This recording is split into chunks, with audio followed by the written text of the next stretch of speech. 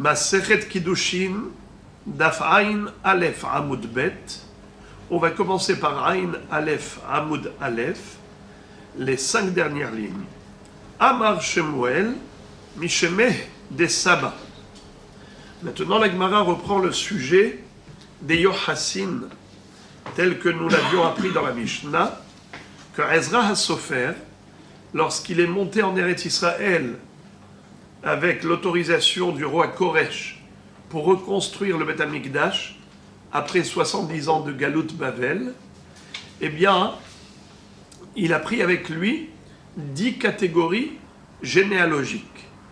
Il a fait un travail de tri, de filtrage de la population juive qui se trouvait en Babylonie, mais qui malheureusement avait subi l'impact de la galoute, c'est-à-dire de l'assimilation, des mariages interdits, toutes sortes de problèmes au niveau des généalogies qui sont survenus à cause de ces mariages qui n'étaient pas légitimes.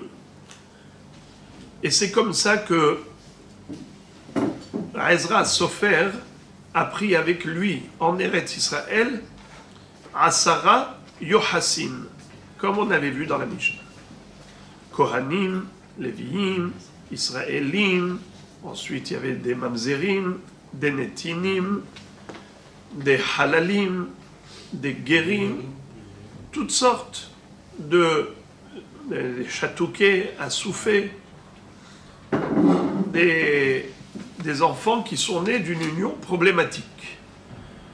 Alors maintenant la Gemara reprend ce sujet. Amar Shmuel, Mishemeh des Saba. Shmuel enseigne au nom d'un Zaken. Bavel, Beheskat Keshera Omedet. Ad Sheivadar Lecha, Bame Nifsela. Sh'ar Aratzot, Beheskat Pisul En Omdot, Ad Sheivadar Lecha, Bema Nichshera. Comme nous l'avions déjà appris, Rabbi Elazar a enseigné que Lo ala Ezra mi Bavel, Ad She'asa'ah Kesolet Nekiya. Ezra Sofer, quand il est monté en Eretz Israël et il a pris avec lui ces 10 catégories de généalogie, eh bien, en fait, comme on l'a déjà dit, il a pris sur lui la gestion de dossiers problématiques. Toutes les familles problématiques, il les a prises avec lui. Et il n'a laissé en Babylonie que des familles pures, où il n'y avait aucun problème généalogique. Ce qu'on appelle Solet Nekiya, comme quelqu'un qui tamise la farine, et il n'a laissé que de la fleur de farine, de la semoule qui est pure, nette, claire. Voilà quelle est la définition qu'a donnée Rabbi Elazar à la Babylonie par rapport à la pureté des familles qui habitaient là-bas. Et c'est ce que dit Shmuel au nom de Zaken, Bavel, Behezkat Keshera Omedet. Lorsque tu veux te marier, tu veux prendre une fille de la Babylonie, tu peux y aller les yeux fermés. Tu n'as même pas besoin de te poser des questions, sauf si tu as la preuve du contraire. Si on te dit que cette famille-là, elle a un problème parce qu'il y a eu une femme de cette famille, une maman qui s'était mariée avec un homme qui était interdit, ou vice-versa, un homme qui s'est marié avec une femme interdite, qui fait partie de ce tronc commun familial, alors là, c'est sûr qu'il faut approfondir le dossier et voir s'il y a un problème. Mais jusqu'à preuve du contraire, on présume que Bavel, Behezkat, Keshera, Omedet. On a une hazaka de kashrut pour toutes les familles qui sont d'origine babylonienne. Inversement, pour quelqu'un qui veut se marier avec une fille de Sh'ar Aratzot, d'un pays quelconque, alors à ce moment-là, c'est juste le contraire. Sh'ar Aratzot behezkat pisul en omdot ad sheivada lecha bame nichshera. On présume qu'il y a des problèmes. Ça veut dire que tu ne peux pas te marier avec une fille d'Israël lorsqu'elle habite dans un pays de diaspora. Pourquoi? Parce que il faut vérifier. Tu ne peux pas aller les yeux fermés, à l'aveuglette. vérifie avec qui tu te maries. Il te faut une attestation, pas seulement de judaïté, mais également qu'elle n'est pas mamzeret, qu'elle n'est pas de toutes sortes d'ascendance interdite. C'est important de vérifier, sinon tu ne peux pas te marier à l'aveuglette. Ça, c'est par rapport à Sh'ar Haratzot, qui ont une hazaka de pisoul. On considère que certainement il y a eu des mélanges, des méli-mélos. Donc même les familles juives, elles sont malheureusement atteintes et affectées par ces problèmes. Et d'autre part, nous avons Eretz Israël qui se situe à l'intermédiaire entre la Babylonie et les Sh'ar Haratzot. On a dit la Babylonie a une hazaka de kashrut. Sh'ar Haratzot, les autres pays de diaspora, ont une hazaka de pisoul, pasoul. Maintenant, Eretz Israël se situe au milieu. Quel est le statut? Eretz Israël, muhzak, les pisoul, pasoul. Muhzak, les kasher, kasher. Alors là, ça dépend. Si tu as une hazaka de kashrut, kasher, si tu as une hazaka de paslout, pasoul.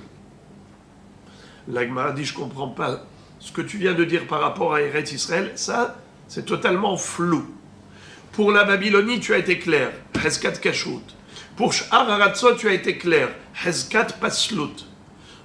Eretz Israël, qu'est-ce que tu me dis? Ce qui est Mourza comme Kacher, Kacher, ce qui est Mourza comme Pasoul, Pasoul. Boker Tov. Mais jusqu'à ce qu'on ait une Hazaka, j'arrive, je connais personne ici, je veux me marier, on me propose un Shidour. Qu'est-ce que je fais? Stam, je n'ai pas de Hazaka ni de Kashrut, ni de Hazaka de Paslout. Stam, quel est le din? Kacher ou pas Kacher? J'ai besoin de vérifier? Ou bien je peux y aller les yeux fermés? Alors, si je déduis de la Récha, j'obtiens un résultat. Si je déduis de la Sefa, j'obtiens un résultat contraire. C'est-à-dire, regarde, Hagoufa Kacher. Il y a ici une autocontradiction dans cet enseignement.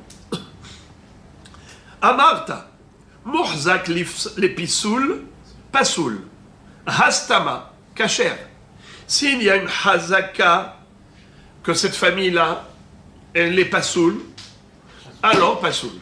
Sous-entendu que jusqu'à preuve du contraire, c'est kacher. Ce n'est que si on a une hazaka, une présomption de disqualification de cette famille, c'est là qu'il ne faut pas me marier, c'est là que je ne me marie pas avec cette jeune fille. Mais, stama, jusqu'à preuve du contraire, c'est stam, on n'a pas d'information négative, on n'a pas de renseignements négatifs à propos de cette famille. J'ai pas besoin d'aller chercher midi à 14h. J'ai pas besoin de creuser dans ce dossier pour voir si cette famille, elle est cachère ou pas cachère. Stama, cachère. Quand est-ce qu'on dit que c'est pas cachère? C'est hazaka. On a une hazaka que dans cette famille, il y a des problèmes. Alors là, tu dois vraiment vérifier. Mais sinon, stama, cachère. Très bien. Vehadartani, mais à la fin, tu as dit muhzak les cachères, cachère. Astama, pasoul. Si on a une hazaka que c'est cachère, alors tu peux y aller. Tu peux te marier avec une jeune fille de cette famille. C'est seulement si tu as une certitude que c'est cachère. Hazaka de kashrut. Il y a une attestation, il y a une validation, il y a une présomption de kashrut is good. Mais sinon, en Eretz Israël, si tu n'as pas de certitude de kashrut, il ne faut pas y aller. Il faut d'abord vérifier. Hastama, pasoul. Jusqu'à preuve du contraire, on présume que c'est pasoul. Alors, c'est contradictoire. C'est totalement paradoxal. Réponse. Amaravuna bartahlifa, mishemeh derav, lakashia. Kan leasio isha, kan lehotzi isha miyado. Qu'est-ce que ça veut dire? Il y a l'avant et l'après. Post-mariage ou pré-mariage. Si on est déjà après le mariage, alors il ne faut pas aller chercher, creuser. Tu dis, allez, mistama kacher. Tu vas pas maintenant aller créer un divorce, séparer un couple, parce que peut-être la femme avec laquelle il s'est marié, elle est interdite. Ne va pas chercher l'interdiction. On présume qu'il s'est marié avec une femme qui est cachère. En Eretz Israël.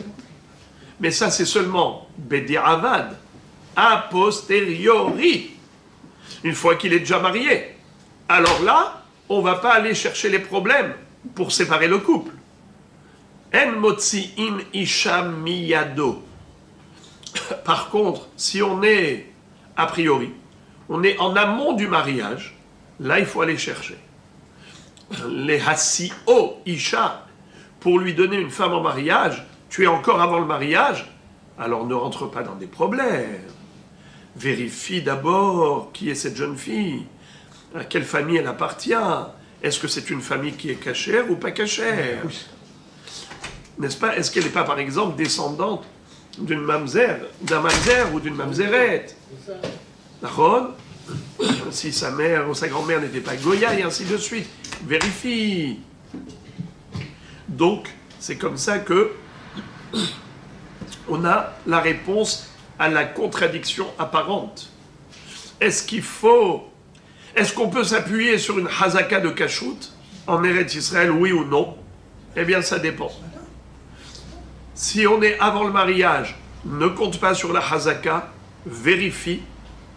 Il faut avoir une certitude que c'est une famille cachère. Mais si on est déjà après le mariage, alors ne va pas creuser, ne va pas chercher les problèmes. Pour ne pas créer un divorce. Amar Rav Yosef, Kol shesihato kebavel masin lo isha. Alors il est écrit Kol shesihato bebavel, mais le bah, vous voyez un petit aleph, le Beit Hadash corrige. Et il dit il ne faut pas lire Kol shesihato bebavel, mais il faut lire Kol shesihato kebavel. Et c'est logique, vous allez voir tout de suite de quoi il s'agit. Masin lo isha. Ve'idana deikara ma'e haishinad. C'est-à-dire, quelqu'un qui parle la langue babylonienne, c'est qu'il est certainement originaire de la Babylonie. Ce juif-là, tu peux lui donner ta fille en mariage, tu n'as pas besoin de te poser des questions. C'est sûr que ce garçon est cachère. Si cette fille-là, elle parle la langue babylonienne, tu peux lui donner ton fils. N'aie pas peur, elle est cachère. Car, on l'a déjà dit, la Babylonie a été filtrée, a été tamisée par Ezra Sofer. Étant donné que Ezra Sofer en a fait ce qu'on appelle Solet Nekia, alors tout va bien. Il a pris les problèmes avec lui. Ouais. Alors la Gemara dit attention, pas de nos jours. Pourquoi? Parce que maintenant il y a des gros malins. Qu'est-ce qu'ils font? Ils vont apprendre la langue de Bavel, comme ça ils se font passer pour des Babyloniens, et comme ça ils se marient sans problème. Mais en fait ils ne sont pas cachers. Donc ils arrivent, comme on dit, à contourner la rabbanout de cette manière pour ne pas se faire vérifier, pour ne pas qu'on leur pose des questions. Ils parlent la langue babylonienne et ça leur donne un certificat d'identité babylonienne. Mais c'est faux, ils ne sont pas d'origine de Bavel du tout. Donc maintenant, il faut vérifier, même quand tu entends quelqu'un qui parle la langue babylonienne, vérifie. Haïchim. Haïchim. Ze'ire, c'est le nom d'un Hacham qui était originaire de Bavel. Ze'ire, quand il est monté en Israël, Hava kamishtamet mine de Rabbi Yohanan, de Hava amarle Nassif Birti. Lui, Ze'ire, a étudié la Torah chez Rabbi Yohanan, et Rabbi Yohanan l'a beaucoup apprécié à Ze'ire, et lui a dit, je veux bien te donner ma fille en mariage. Veux-tu épouser ma fille, toi, Ze'ire? Alors Ze'ire, il essayait à chaque fois de s'échapper. Il voulait échapper à cette sollicitation, car il ne voulait pas épouser la fille de Rabbi Yohanan. Pourquoi? Étant donné que il ne voulait se marier qu'avec une fille qui a du Yihous, dont la généalogie est claire. En Babylonie, ils se mariaient entre eux parce que la Babylonie, c'était Solet Mekia, de la farine tamisée, pure. Mais Rabbi Yochanan, c'était le grand maître de la Torah en Eretz Israël. Et dis-moi, en Eretz Israël, je n'ai pas de certitude. Car lorsque Ezra Sofer est arrivé ici en Israël, il est monté avec 10 généalogies différentes, dont beaucoup de psulim, des mamzerim, des halalim, des netinim, des asufim, des chatoukim. Mais moi, je ne veux pas avoir affaire à des familles qui ne sont pas claires. Je n'ai pas de moyen de vérifier. Si Rabbi Yochanan lui-même n'est pas descendant d'une généalogie problématique, alors il faisait tout pour échapper à la proposition de Rabbi Yochanan. Il ne voulait pas épouser sa fille. Vous imaginez? Ça donne des frissons. Bon, qu'est-ce qui s'est passé un jour? Yom Ahad, Havuka Azle Be'orha. Un jour, Rabbi Yochanan et son élève Zéhiré faisaient chemin ensemble. Et donc, évidemment, de quoi il parlait, chemin faisant? De Torah. Nachon, Ublechtecha Baderech. Alors, Matule Orkema Demaya. Ils sont arrivés dans un plan d'eau. Il y avait comme ça, comme une très grande flaque d'eau ou un canal d'eau qui empêchait le passage. On pouvait y marcher, mais il fallait se mouiller. Il fallait se mouiller les habits, les pieds. Et qu'est-ce que fait Zéhiré pour que son rave reste à pied sec?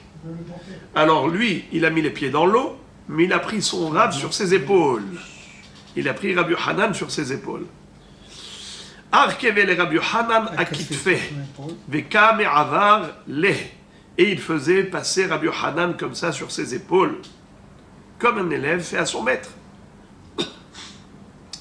Rabbi Yochanan, du haut des épaules de Zéhiré, va dire, Amarle, il en profite pour lui dire, Oraitan kesheran, bintan la kesheran, ma Torah est kasher, hein? Regarde le kavod que tu me fais. Et ma fille, elle n'est pas cachère à tes yeux. Ma Torah, oui, ma fille, non. Maïdatach, que penses-tu? Elima miditnan, Asara Yochassin alou mi Bavel, Kohane Leviye, Atu Kohane Leviye ve Israële, Kulehu Saliku, Ki echidi ishtayur mehane, ishtayur nami mehane. Alors, il lui dit, dis-moi, je sais ce que tu penses. Toi, tu penses à la Mishnah. La Mishnah qui dit Asara Yochassin alou mi Bavel. Ça veut dire que Ezra Sofer a fait monter avec lui 10 catégories généalogiques. Nachon. Alors, en effet, je crois que, comme il est écrit dans la Mishnah, Kohane, Lévié, Israélé, mais il y a aussi Mamzéré, Unetiné, ça veut, Nachon, Asoufé, Chatouké. Toi, tu crois que, de la même façon que les Kohanim, merci beaucoup. Tu crois que tous ceux qui sont montés là-bas, en Israël, ça veut dire que lui, Ezra Sofer, il a tamisé et il a filtré la population. Et il n'a pas laissé du tout de généalogie problématique. Parce que Rabotai, il faut savoir que ici, si c'était moi qui écrivais la Gemara, j'aurais rajouté une parenthèse. Mamzéré, Netiné, Chatouké, Asoufé, parce qu'il manque ici l'essentiel dans la question de la Gemara. Ouais, ça veut dire que, si vous voyez le Lachon de la Gemara, Rabbi Yochanan n'a cité que les bons, Kohané, Lévié, Israélé. Mais la question de Rabbi Yochanan n'est pas à partir de là. Elle est à partir des problématiques, pas à partir des parfaits. Car les Kohanim, Léviim, Israélim, c'est very good. Là où il y a des problèmes, c'est dans la suite. Donc la suite, elle manque. Seulement la Gemara, elle compte sur quoi?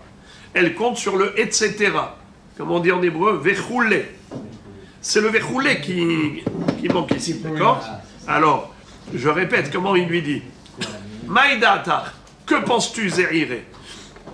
Elima meditnan asara yohassin alumi babel kohane levié, etc. Et la couchée, elle est du etc. C'est quoi? Les mamzerim, les netinim, les assoufim, les chatoukim. C'est là où il y a des problèmes. Alors il lui dit, dis-moi, qu'est-ce que tu crois? Qu'il a pris tous les problématiques, toutes les généalogies problématiques, il les a emmenées en Israël, et il a laissé la Babylonie sans aucun problème? Et donc c'est pour ça que tu ne veux pas prendre ma fille en mariage? Car moi j'habite en Israël et je suis peut-être descendante des problématiques, des mamzerim, untinim et ainsi de suite. Alors qu'est-ce que tu veux? Tu veux te marier avec une fille d'origine babylonienne? Pourquoi là-bas tu es sûr? Pourquoi est-ce que tu crois que quand il a fait monter Asara Yohassin, est-ce que tu crois qu'il a fait monter tous les problématiques? Il n'en a laissé aucun là-bas en Babylonie? Pas du tout. Je vais te prouver le contraire. Il est écrit qu'il a fait monter Kohanim, Léviim, Israélim. Ça fait partie des 10 généalogies. Alors, dis-moi, il n'y a pas de Kohanim en Israël? Oui. Il n'y a pas de Kohanim en Babylonie, mais il y a des Kohanim. Il y a des Léviim, il y a des Israélim. Ce qui veut dire, quand la Mishnah a déclaré que Ezra Sofer a fait monter avec lui 10 catégories généalogiques, ça ne veut pas dire qu'il les a tous pris. De la même façon que les Kohanim et les Léviim et Israélim, il ne les a pas tous pris. Il en a bien laissé en Babylonie. Il y a bien des Kohanim, il y a bien des Léviim et des Israélim en Babylonie. Alors même si la Mishnah te dit qu'il a pris avec lui des Mamzerim, des Netinim, des Chatouké, des Assoufé, mais il ne les a pas tous pris. Il en a certainement laissé quelques-uns en Babylonie. Alors qu'est-ce que tu as à gagner de prendre une jeune fille babylonienne pour te marier? Marie-toi avec ma fille. Même si je suis d'Israël. Je ne suis pas babylonien, je suis israélien. Ok. Mais tu ne vas pas trouver mieux en Babylonie qu'ici, en Israël. C'est comme ça que Rabbi Yochanan essaye de convaincre son élève Zéhiré pour qu'il prenne sa fille en mariage. Et lui, Zéhiré, il s'abstenait. Il avait cette réticence. Alors la Gemara dit... D'abord, quand il lui a dit comme ça. De même qu'il en reste en Babylonie des Kohanim, des Lévim, des Israélim, il en reste aussi des problématiques. Mais la Gemara dit Ishtamite ha de Amar Rabbi Elazar lo ala Ezra mi Babel ad she'asa kesoled nikiya ve'ala. En fait, Rabbi Yochanan, qu'est-ce qui lui a échappé? C'est l'enseignement de Rabbi Elazar qui a dit que Ezra Sofer, quand il est monté en Eretz Israël pour reconstruire le Beth Amikdash, après 70 ans de Galout de Babel, il a laissé la Babylonie kesolet nekiya, comme une farine tamisée, qui est propre de tout résidu, de toute chose qui est négative. Ça veut dire qu'en effet, certes il a laissé des Kohanim, des Lévim, des Israélim, mais il n'a pas laissé des Mamzerim, il n'a pas laissé des Netinim, ni des Chatoukim, ni des Assoufim, des Halalim. Il les a tous pris avec lui pour gérer en Israël ces problématiques. Entre parenthèses, les Mefarshim ont remarqué que Rabbi Elazar, c'est l'élève de Rabbi Yochanan, Talmid Haver de Rabbi Yochanan. Donc on ne peut pas dire « Ah, Rabbi Yochanan, il a oublié ce qu'a dit Rabbi Elazar ». Il n'est pas d'accord. Tu ne peux pas poser une kushia contre Rabbi Yochanan par rapport à ce qu'a dit Rabbi Elazar, ce qui peut s'opposer à lui. On avait déjà vu qu'il y avait une mahloquette entre Abaye et Rava, selon une version. Il y en a un qui pense comme Rabbi Elazar et l'autre non. Bon, d'après la deuxième interprétation de la Gemara, tout le monde est d'accord avec Rabbi Elazar. Mais Rabbi Yochanan n'est pas obligé d'admettre ce que dit Rabbi Elazar. Alors, quand la Gemara dit Ishtamite, Ishtamite, ça veut dire comme si ça lui a échappé. Alors, on peut dire deux choses. On peut dire ça lui a échappé, soit parce que la Gemara considère que c'est une halakha qui est absolue et dans laquelle il n'y a pas d'équivoque. La question ne se pose même pas, tout le monde en est d'accord. Ou bien que la Gemara veut dire par là que Rabbi Yochanan n'est pas d'accord avec lui, avec Rabbi Elazar. C'est pour cela qu'en effet, il insistait beaucoup auprès de Zéhiré pour qu'il prenne sa fille en mariage. Toujours dans le même ordre d'idées, la Gemara raconte une autre histoire. Roula, Iklar les Pumbadita, les Rav Yehuda. Dans la ville de Pumbadita, on le sait qu'il y avait ce Rosh Yeshiva qui s'appelait Rav Yehuda, élève de Rav. Après la mort de Rav, il était élève de Shmuel.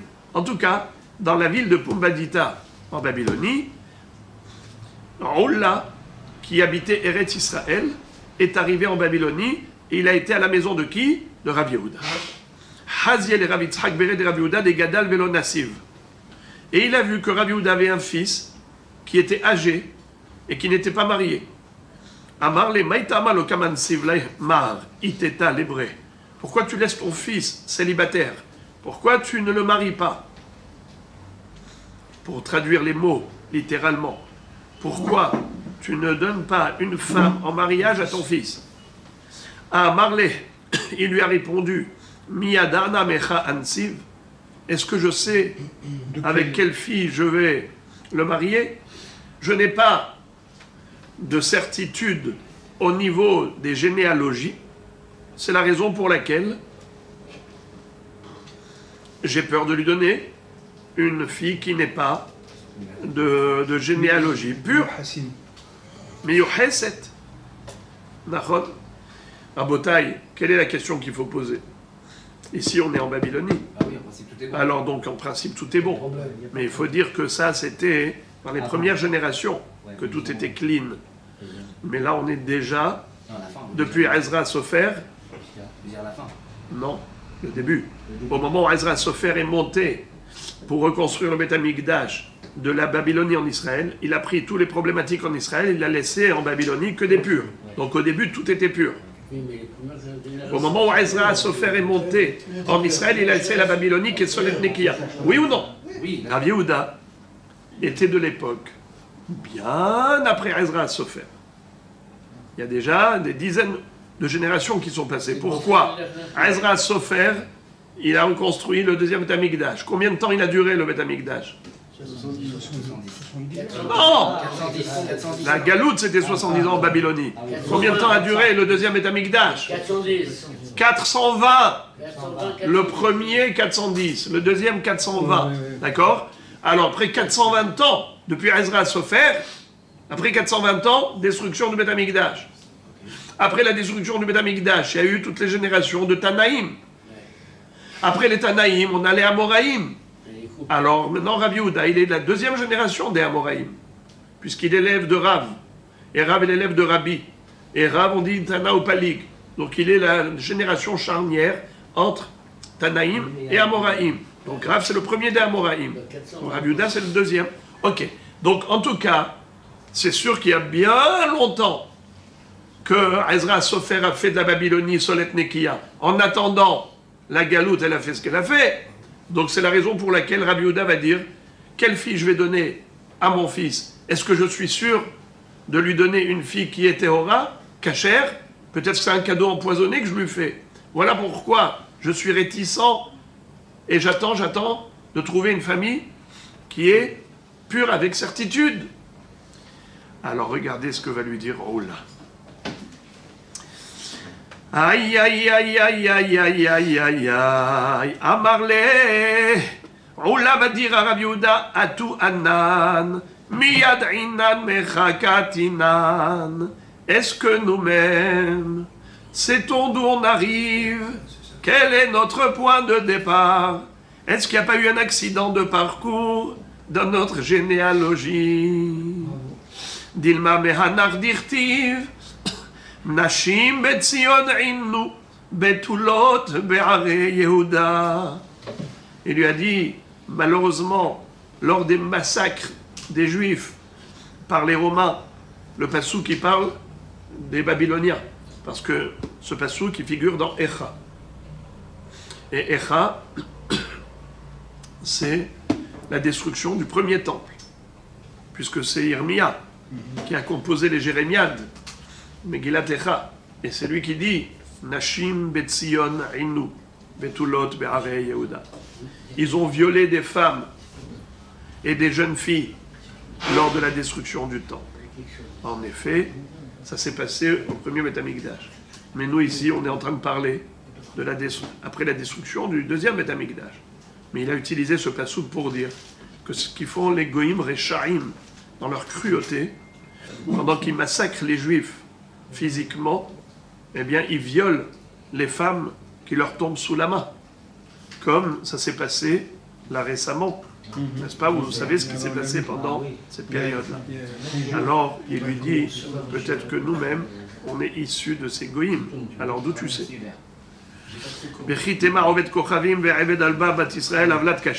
Alors, si tu vas me rétorquer que ce n'est pas un problème, pourquoi? Admettons que les goïms ont violé des filles juives, mais après tout, puisqu'elles sont tombées enceintes, même si elles sont tombées enceintes de goïm, mais l'enfant il est juif car on va d'après la maman. Alors donc il n'y a pas de problème identitaire. Entre parenthèses, dans la Gemara on raconte l'histoire de Rav Mari Bar Rachel. Pourquoi est-ce qu'on l'appelle Bar Rachel? Les filles de Shmuel ont été prises en captivité. Eh bien, le goy qui avait pris en captivité fille de Shmuel, il a fait tomber enceinte. Et l'enfant va s'appeler Marie. Plus tard, il va devenir Rav Marie. Et on l'appelle Bar Rachel, pourquoi? Parce que son père, c'était un goy. Donc il a le statut de sa mère, pas de son père. Finalement, même son père, il s'est converti au judaïsme. Il s'appelait Issour Giora. Issour, c'est son nom. Giora, guerre. En tout cas, ils n'ont pas avorté. Elle était enceinte d'un goy, ils n'ont pas avorté. Archéié, je veux dire, malheureusement, c'est ce qu'il lui dit. Il lui a dit, est-ce que nous, on sait d'où on vient? Nashim, Betzion, Ainu, Betulot, Be'are Yehuda. C'est Rechaim qui ont massacré les Juifs. Alors ils violaient les femmes, soit ils les tuaient après, soit ils les tuaient pas. Alors d'où sait-on? Et si tu vas me dire que l'enfant est tout de même cachère, ce n'est pas une réponse, ça ne me rassure pas. Pourquoi?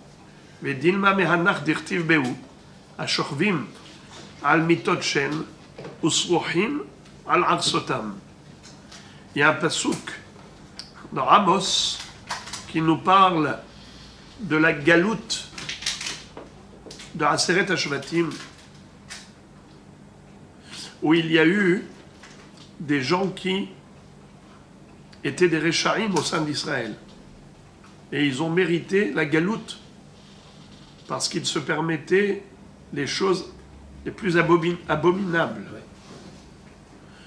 Ils allaient organiser des soirées ensemble, les hommes et les femmes, et après ils s'échangeaient les femmes. Et c'est marié. Et donc les enfants, qu'est-ce qu'ils étaient? Mamzerim. Et ils sont partis en galoute. Il lui a dit, est-ce que nous on sait pas? Est-ce que nous on sait si on n'est pas issus de ces relations interdites? Comment tu peux savoir? Alors il lui dit, Vedinma mehanach dirtiv behu, ashorvim al mitot shen. Le passouk Amos dit, ceux qui dormaient sur des lits en ivoire, usrohim al arsotam, et qui étaient abominables sur leur lit. Alors, Amar Rabbi Yossi bar Hanina elu bnei adam amashtinim ma'im mifnei mitotem arumim. Rabbi Yossi bar Hanina disait que, qu'est-ce que ça veut dire qu'ils étaient abominables? Il dit sur le plan physique, un manque d'hygiène. Ils étaient nus et ils urinaient devant leur lit. Alors le lit, c'est-à-dire le parterre à côté du lit, c'était dégoûtant. Alors Rabbi Abahu, mais Gaddef bar Rabbi Abahu, Rabbi Abahu a ridiculisé ce pirouche. Il a dit, Iachi, haïnu dirtiv lachen ata iglu berosh golim. Est-ce possible que le prophète nous dise, le prophète Amos, il va dire que c'est pour cela que les premiers exilés, c'était ces gens-là, ces Shvatim, qui vivaient dans cette débauche. Pardon, qui vivaient dans cette saleté, excusez-moi, dans cette saleté. Rabbi Abahu va dire quoi? À cause de la saleté, ils ont été condamnés à la galoute? C'est pas possible. Alors, c'est quoi abomination? L'abomination, c'était pas, physiquement parlant, le manque d'hygiène, c'était la débauche. Et là, Rabbi Abaou et l'Ubne Adam, chez Ochlim, Veshotim Zemze, ou Madbikim Itotem Zobezu, ou Mahlefim Neshotem Zelazé. C'était des gens qui organisaient des repas ensemble, ils collaient leur lit et ils échangeaient leurs femmes. Ou Masrichim Avsotam Mishirvat Zera She'eno Shelaim. Et ils salissaient leur lit avec du sperme qui n'était pas le leur. Alors il lui dit, t'as compris, personne n'est sûr de rien. Alors pourquoi tu ne donnes pas à ton fils une jeune fille d'une famille quelconque? Parce que tu as peur de lui donner une fille qui n'est pas de généalogie pure, mais personne n'est sûr de rien. Nous-mêmes.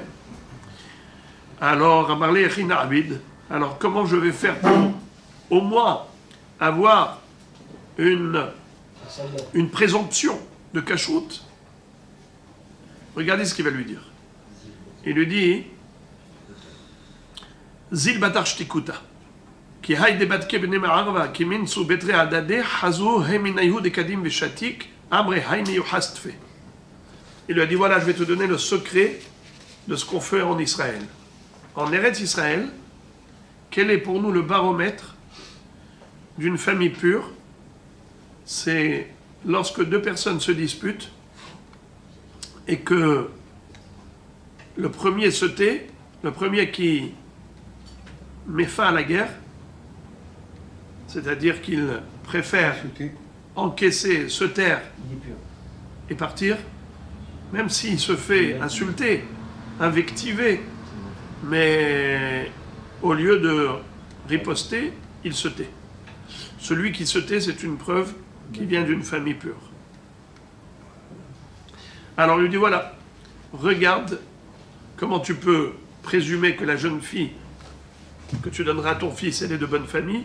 Regarde les familles où il y a du sheket, shtikuta. Le shtikuta, c'est le baromètre de la pureté familiale. Et les Cohen sont nerveux. Alors les Cohen, c'est spécial. Le Cohen, vous étiez là vendredi? Non. On a pris le pasuk Vera, Mechakim Rive Cohen, duquel on voit que les Kohanim, ils ont une énergie qui est spéciale. Étant donné qu'ils sont très dynamiques, très énergiques, Kohanim Zrizim hem, parfois leur énergie déborde. Alors on peut voir chez eux une certaine colère, parfois des disputes, mais ce n'est pas une preuve de disqualification. Kohanim, c'est spécial. Amarav, je t'écoutais débavel aïnou yehusa. Rav dit, le silence de la personne en Babylonie, c'est ça le yehus. Nachon. La Gemara pose la question, elle dit, Eni.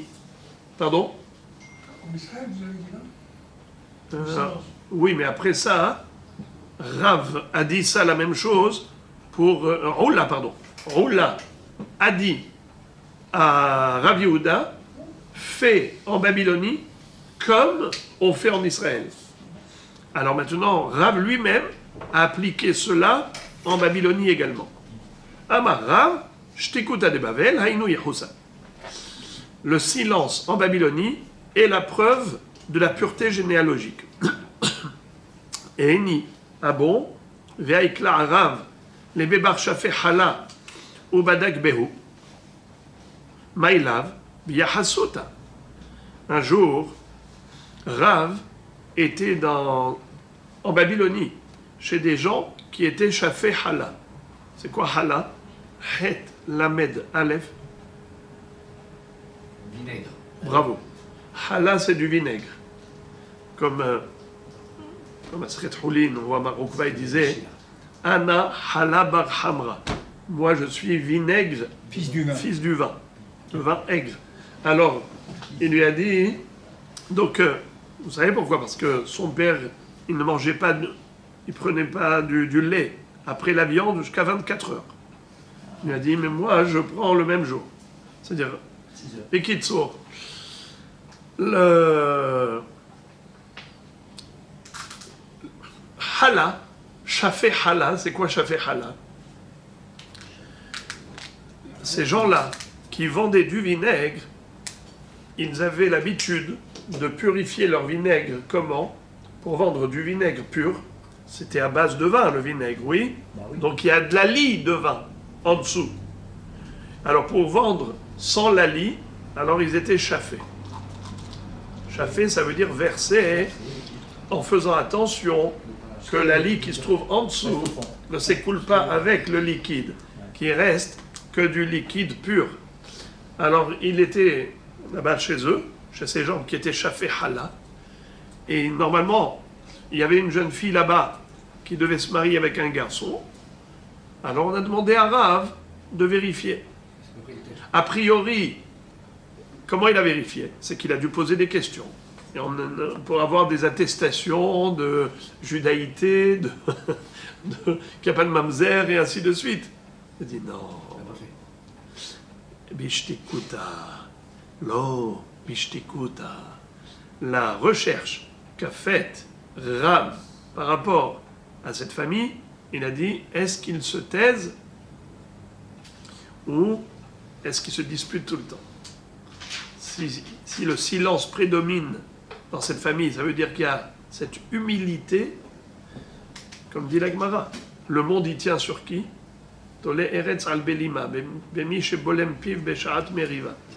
Celui qui ferme sa bouche au moment de la dispute. Bolem piv, tole eretz al belima, l'abstention. Donc c'est comme ça que même en Babylonie, on vérifiait la pureté généalogique. Achika amarleu, badoku ishatke ilo shatke. Il avait dit aux gens, vous voulez savoir, vérifier s'ils se taisent ou ils ne se taisent pas. Amar Rav Yehuda amar Rav, imraïta shene bene adam shemidgarim zebaze, shemetz pisul yesh be'echad mehen. Alors, il y a ici quelque chose de très étonnant, très choquant, c'est que si tu vois deux personnes qui se disputent tout le temps, eh bien, c'est qu'il y en a un des deux qui a un problème généalogique, et à Kadosh Baruch Hu, qu'est-ce qu'il fait pour protéger l'autre, pour pas qu'ils se marient entre eux? Alors, il sème la zizanie entre eux, pour pas qu'ils se marient entre eux. Parce qu'il y en a un qui a un shemetz pisoul. Rabbi Yoshua ben Levi dit la même chose, avec une différence près. Amar Rabbi Yoshua ben Levi, imraïta shte mishpachot, amidgarot zo bezo, shemetz pisoul yesh be'achat mehen, ve'en manichinota lidabek ba'haverta. Rabbi Yoshua ben Levi nous dit, si vous voyez deux familles qui n'arrêtent pas de se disputer, c'est qu'il y en a une qui a une tare sur le plan généalogique, et donc Akadosh Baruch Hu veut éviter le mariage, un mariage entre les deux familles. Et c'est pour cela qu'il sème la zizanie entre eux. Alors, le Maharsha explique que Rabbi Yoshua ben Levi n'est pas d'accord avec Rav, parce que Rav a appliqué cela même à deux personnes. Mais Rabbi Yoshua ben Levi applique cela uniquement à deux familles. Car Rabbi Yoshua ben Levi pense que deux personnes, ça peut arriver qu'ils soient toujours en bise-bise, alors ils se disputent tout le temps. Parce qu'il y en a un qui avait du mal à l'autre, alors il a fait du mal, alors il ne veut plus de lui. Mais deux familles, donc c'est beaucoup trop. Toute la famille, avec toute la famille, apparemment, c'est que c'est Akadosh Baruch Hu qui sème cette altercation entre eux pour pas qu'ils se marient, qu'elles se marient entre elles, ces deux familles, car il y en a une qui n'est pas de généalogie pure. Il doit y avoir dans l'ascendance des mariages mixtes, des mariages qui ne sont pas cachers, et donc Akadosh Baruch Hu veut préserver l'autre famille. Donc voilà pourquoi ils sèment la zizanie entre eux, pour pas qu'il y ait des mariages intra-familiales. Maintenant, on va étudier un sujet qui, a priori, n'est pas très parlant pour nous. Pourquoi il n'est pas parlant pour nous? Parce qu'on ne vit plus dans cet espace géographique et donc on n'est pas concerné du tout, parce que la Gemara va nous dire. Mais de ce débat entre les Amoraïm, on voit que, en effet, il y a des possibilités de définir des endroits, des lieux géographiques par rapport à la généalogie. Dans cette ville, il y a des problèmes. Dans cette ville, il n'y a pas de problème. Là, vous allez voir qu'on va parler de la Babylonie. Bavel, c'était le centre juif à l'époque. C'est là où il y avait d'abord la première galoute. Entre le premier et deuxième Beth Amikdash, il y a eu 70 ans de galoute Bavel. Ensuite, Ezra Sofer est monté avec une partie de la population juive qui habitait la Babylonie, mais c'était minoritaire. La grande majorité est restée en Babylonie. Il a reconstruit Beth Amikdash en Eretz Israël. Ensuite, il y a eu à nouveau destruction du Beth Amikdash par les Romains et regaloute. Ok, mais en Babylonie, en attendant, la Torah s'est développée. C'est là où on avait les Amoraïm. C'est là où on a eu la Gemara du Talmud Bavli qui a été rédigée. En parallèle, en Eretz Israël, on avait aussi le monde de la Torah. Rabbi Yochanan qui a rédigé le Talmud Yerushalmi. Donc on a Talmud Bavli, Talmud Yerushalmi. Et là, on avait même des yeshivot. À Nehardea, à Soura, à Pumbadita. Les rabbanim étaient, on va dire, investis dans la diffusion de la Torah. Il y avait une organisation communautaire qui était parfaite, avec le Resh Galuta, le président de la communauté babylonienne, qu'on appelle l'exilarque, qui était proche des autorités locales. Donc il y avait toute une organisation de vie qui était depuis fort longtemps installée en Babylonie. Mais, comme on a dit, qu'à l'époque de Ezra Sofer, il a tamisé la population, il a filtré pour prendre avec lui en Israël tous les cas problématiques, mais ce qu'il a laissé en Babylonie, selon Rabbi Lazare, c'est Solet Nekia, de la farine propre, nette, pure. D'accord? Ça, c'est de manière générale. Mais comme je vous l'ai dit que des générations plus tardives, à ce moment-là, il n'y avait plus de sécurité sur ce plan. D'ailleurs, Rabbi Yehuda lui-même va dire à Roula, je ne me précipite pas pour marier mon fils, car je ne sais pas si la jeune fille que je vais lui trouver comme Shidour, si elle est d'une généalogie parfaite ou pas. Alors, nous voyons que, en effet, plus tard, il y a eu des mélanges. Alors maintenant, la Gemara va se livrer à une recherche, à savoir jusqu'où, dans la Babylonie, on était tranquille. Quand on a dit que en Babylonie, tout va bien, mais quelle est la limite géographique? Jusqu'où nous avons une sécurité sur le plan généalogique? Il y avait plusieurs endroits en Irak. Alors c'est jusqu'où qu'on considère, parce qu'il y a Babel et Babylone. Donc la ville, le secteur de Babel à l'intérieur de la Babylonie, Babylone et Babylonie, c'est où Babylone? La Babylonie, ok, c'est tout le pays. Mais il y a Babylone, Babel. Alors regardez.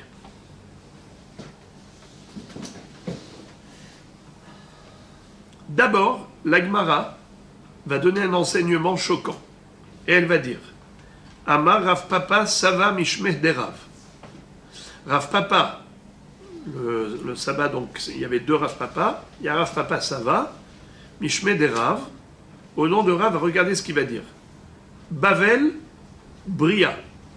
Mishan, ou Mishon, Meta. Madai, Hola, Elam, Gosseset. La Babylonie, elle est en bonne santé. La ville de Mishan, elle est morte. La Madai, elle est malade. Elam, elle est agonisante.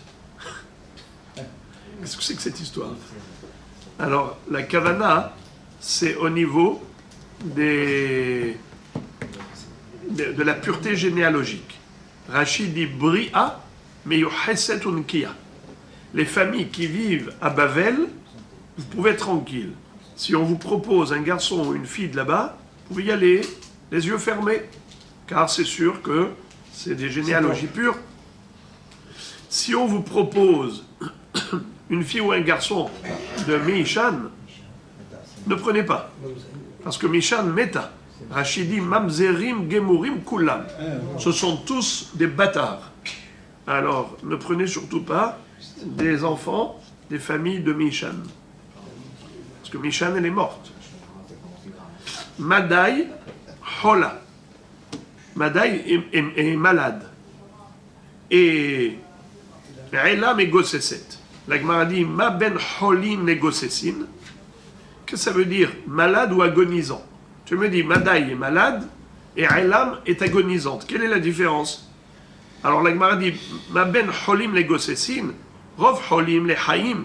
Rov Gossessin les mita. On a une règle. La majorité des malades guérissent. C'est ça. La majorité des agonisants périssent, meurent.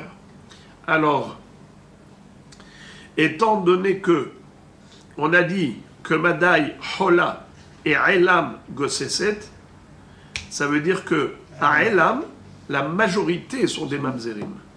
La minorité sont cachères. À Madai, c'est le contraire. La majorité sont cachères et la minorité sont mamzerim. Alors, interrogation orale, Rabbi Nissim. Si on propose une fille de Babylonie, C'est bon. c'est bon, bravo. Pourquoi? Bria, elle est en bonne santé. Les autres villes, c'est en Babylonie. Hein? Mishan. Certaines oui, pas d'autres. Mishan, C'est mort. c'est mort. C'est-à-dire, Mais ils sont tous... agonisant. Non, mort. Alors, c'est pas mort. Mort. Ils sont tous, sans exception, mamzerim. Madai, Hola. Ils sont malades, mais ça peut être guéri. Alors, ça veut dire quoi? Ça veut dire qu'en fait, ils sont pas ils sont malades. Mais Eh ouais, mais qu'est-ce que ça veut dire? La Gemara dit, eux ils sont malades, et Madai, ils sont et Elam, ils sont c'est Gosseset. C'est moite-moite. Alors, C'est moite-moite, c'est sec. Mais non. Elam, Gosseset et Madai, Hola. Quelle est la différence? La Gemara elle-même a posé la question. Malade et agonisant. On a dit le rov, la majorité. Lorsque tu prends une fille ou un garçon de la ville de Elam, ou bien que tu prends un garçon ou une fille de Madai, c'est pas pareil. Si tu prends de Madai, alors on dit la majorité sont cachères. Parce que Madai est dans la catégorie malade. Et le rov des malades vont survivre. Donc le rov de Madai sont des gens cachères. Si tu prends un garçon ou une fille de Elam, c'est comme des agonisants. Quel est le digne des agonisants? Quel est le statut plutôt? Eh bien, Rov Gossessim, les Mita. Alors la même chose, le Rov de Elam sont des Mamzerim. C'est par rapport au Rov. C'est pour ça qu'on a donné le statut de Gossès. Alors, Bari, Met, Holé, Gossès. Bari, 100% cachère. Met, 100% mamzerim. Holé, majorité cachère, minorité mamzerim. Gossès, c'est majorité mamzerim, minorité cachère. Donc on met dans le même panier Bari et Choulé alors. Comment? On met Non. dans le même panier Bari et Choulé. Non. Au final. Bari, on n'a pas besoin de se poser de questions. On prend la fille, on se marie. On prend le garçon, on se marie. Et Choulé, on va d'après la Holé, il faut majorité. vérifier. On va d'après la majorité. Nachon, c'est-à-dire que quelqu'un qui veut la perfection, il peut poser la question. Ah. Celui qui ne veut pas à 100%, il peut s'appuyer sur la majorité. Même Tout va bien. Elam, il vérifie. Hein? Même Elam, Il n'y a pas d'obligation halachique. D'accord. Après, c'est sentimental. Après, c'est chacun avec sa. Bravo! Elam aussi. Mais celui qui veut aller d'après la halakha, majorité cachère, Oui, en majorité. jusqu'à preuve du contraire. Elam, donc il vérifie aussi. Ah, Elam, En majorité, mais ils sont pas tous. bravo! Il peut vérifier et arriver à la certitude, mais il est obligé de vérifier. Alors que, comment il s'appelle, à Madaï, il n'est pas obligé de vérifier. Il y avait du, Ok. il y avait du lachon, hein, les mecs, hein. Et maintenant, on va commencer. Adechan hi Bavel. On a dit que la Babylonie, c'est kasher à 100%. Adechan hi Bavel. Quelles sont les limites géographiques de Bavel, Babylone? Adechan hi Bavel Rav amar Ad Nahar Azak ou Shmuel amar Ad Nahar Yohani. C'est-à-dire, d'après Rav, pour les Yohassin, c'est jusqu'au fleuve qu'on appelle le fleuve de Azak. Et Shmuel il dit que c'est jusqu'au fleuve qu'on appelle le fleuve de Yohani. Alors regardez les amis, juste vous dire que Rashi décrit une carte géographique, enfin c'est-à-dire il nous donne des définitions au niveau des limites qui sont pas des choses qu'il a reçues de ses maîtres, mais de ce qui lui semble par rapport au texte. Et Rashi introduit le sujet par 3 mots. Regardez ce que dit Rashi. Lefi ha'inyan nir'e. Selon le sujet, il me semble. Rashi n'a pas l'habitude d'employer des termes pareils. Rashi donne toujours d'emblée des pirouchim. Mais cette fois-ci, Rashi a dit, selon le sujet, il me semble que c'est cela la limite géographique, et il nous donne des règles. Il va dire comme ça. Bavel ben shne neharot gedolim. La Babylonie, plutôt Babylone, se trouve entre 2 grands fleuves. Hidekel, Oprat, le Tigre et le Frat. Matseim otam benehem. C'est-à-dire que la Babylonie se trouve entre les deux. Zemina Mizrach et Zemina Ma'arav. Un fleuve se trouve à l'est et l'autre à l'ouest. Ubain ou Moshrin, Minadarom, Letzafon. Et ils s'étendent et ils s'écoulent en allant du sud vers le nord. Vesofo shel prat shofer bahidekel. Et à l'extrémité du Tigre, de l'Euphrate, eh bien, il se déverse dans le Tigre, dans Hidekel. Kol ze yesh lilmod mikan. Ce que je te dis maintenant, je le déduis de ce sujet-là qu'on va étudier. Eretz Israël, bidroma shel Bavel. Eretz Israël se trouvait au sud de la Babylonie, comme il est écrit, Mitzafon tipata hara, que le passouk nous dit que comment il s'appelle, Nabucodonosor, qui a détruit le premier Beth Amikdash, il a fait tomber le malheur sur le peuple juif, d'où il venait, du nord d'Israël. Mitzafon tipata hara. Ça veut dire que l'Irak se trouve au nord d'Israël. Mitzafon tipata hara. Klomar Bavel, Batzafon. Ou Perat, Yored Meret Israël et Bavel. Et l'Euphrate, il coule d'Eretz Israël vers la Babylonie. Kede Amar Be'alma. Mitra Be'ma'arava, Sahada Rabba Perat. Comme il est écrit dans la Seret Shabbat, que lorsqu'il y a de la pluie en Israël, qui en est le témoin, c'est l'Euphrate. Pourquoi? La pluie qui coule en Israël, eh bien, elle fait augmenter le niveau d'eau de l'Euphrate. C'est la crue de l'Euphrate. Les Kabaré Bagmara, alors maintenant la Gemara se pose la question, Mash ben Shter Neharot Pshitalan de Baveli. Entre les 2 fleuves, c'est sûr que c'est Bavel. Par conséquent, les familles qui habitent là-bas, elles sont considérées comme cachères, sans problème. Et là, mais lorsque il y a des juifs qui habitent de l'autre côté de Hidekel, du Tigre, alors jusqu'où on peut se marier avec ces familles-là sans se poser de questions? Alors Rav te dit, Amar Rav, Ad Nahar Azak. Shmuel Amar, Ad Nahar Yohane. Rav te dit, voilà la limite. Tu peux te marier avec toutes ces familles et considérer qu'elles sont comme des familles de Bavel jusqu'au fleuve qui s'appelle Azak. Tandis que Shmuel dit, tu peux y aller jusqu'au fleuve qui s'appelle Yohane. La Gemara maintenant se pose une autre question. Les El Bediglat, Adecha, Rav Amar Ad Bagda ve Avna, ou Shmuel Amar Ad Mushkene.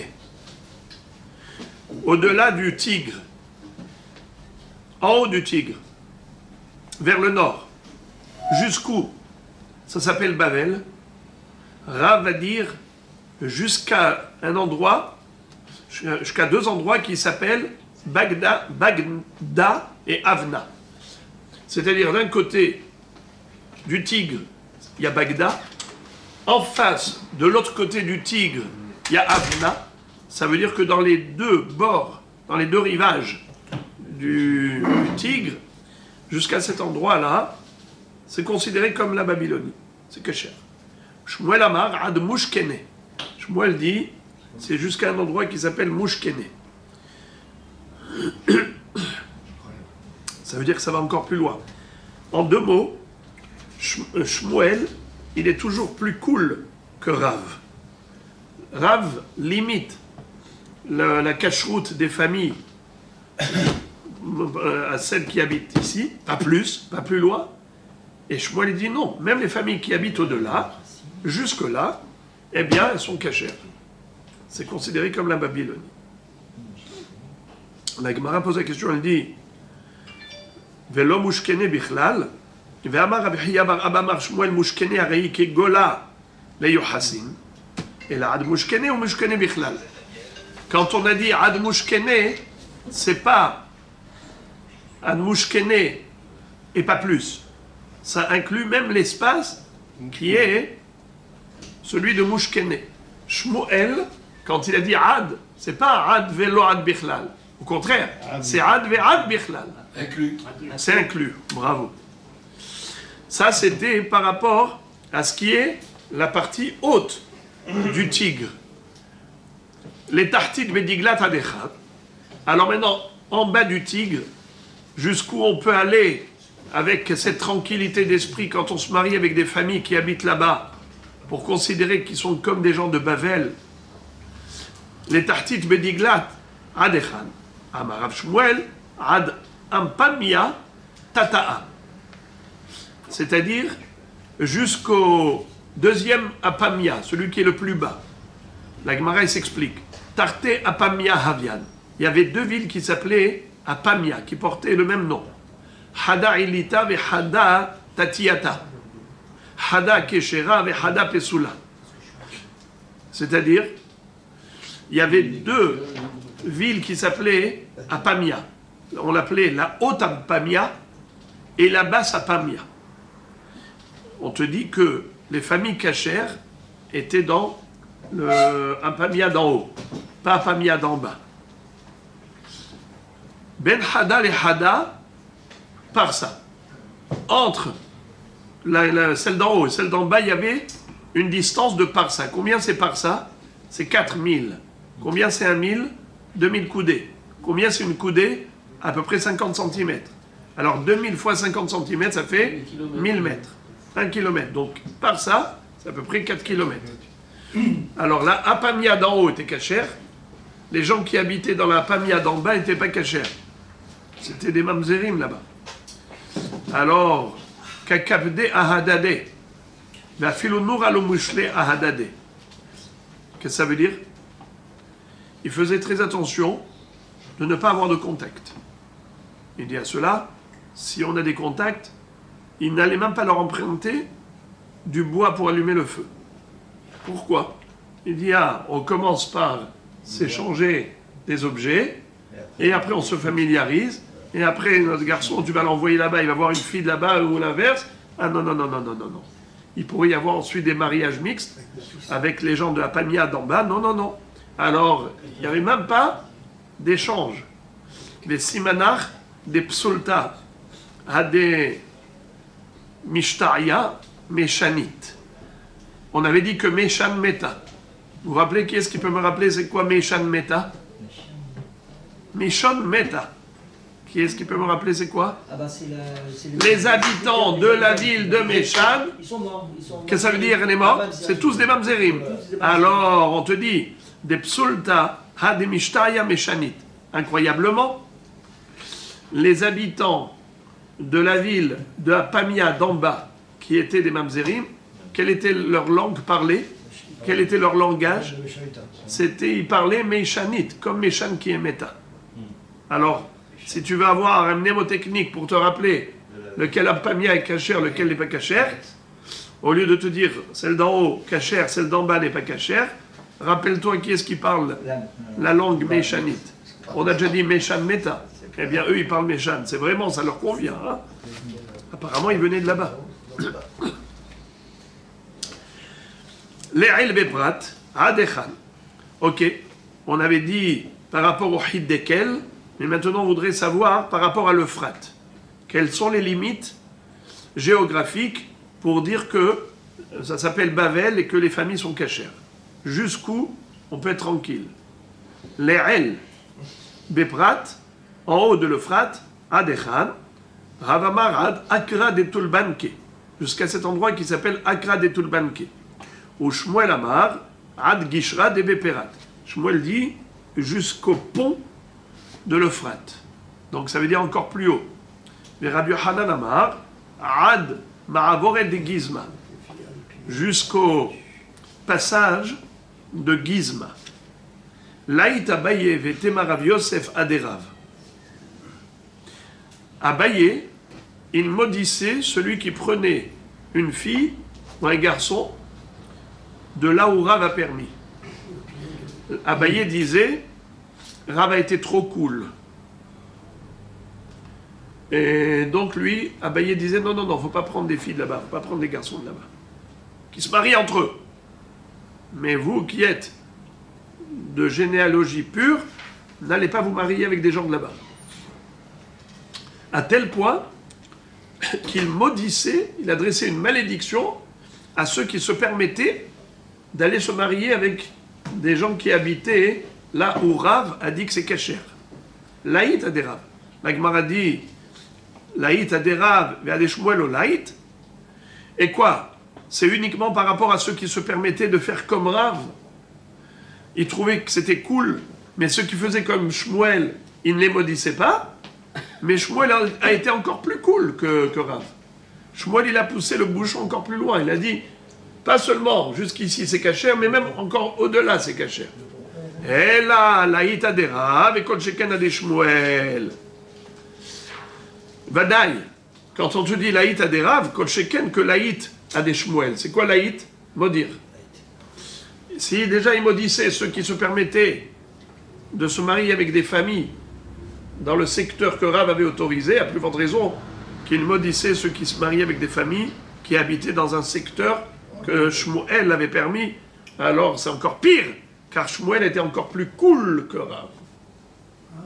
Ve'ibaïtema. Deuxième réponse.